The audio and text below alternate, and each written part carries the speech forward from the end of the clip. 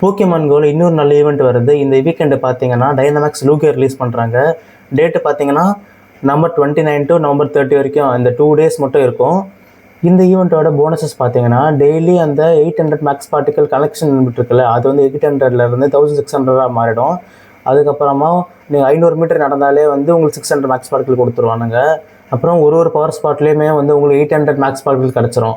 1 hour once வந்து நீங்கள் இந்த லூகியா வந்து பவர் ஸ்பாட்டில் நீங்கள் பேட்டில் பண்ண முடியும். லூகியா பார்த்தீங்கன்னா ஒரு psychic and flying type Pokemon. அதோட வீக்னஸஸ் என்னன்னா dark, ghost, electric, ice and rock type. இந்த போக்கிமானோட சிபி ரேஞ்ச் பார்த்தீங்கன்னா 2028 to 2115 வரைக்கும் இருக்கும்.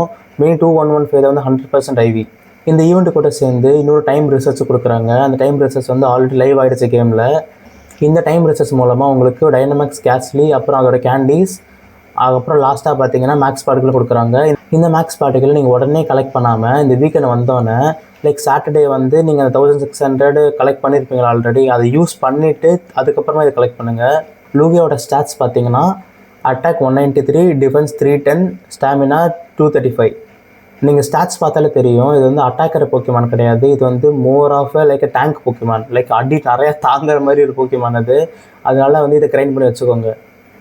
இதோட டாப் கவுண்டர்ஸ் பார்த்தீங்கன்னா G Max Gengar with sucker punch and G Max terror, G Max Grimmsnarl with sucker punch and G Max snooze, G Max toxicity with spark and G Max stun shock, Dynamax Gengar with Shadow Claw and Max Phantasm, Urshifu with Sucker Punch and Max Darkness, Zapdos with Thunder Shock and Max Lightning, Raikou with Volt Switch and Max Lightning.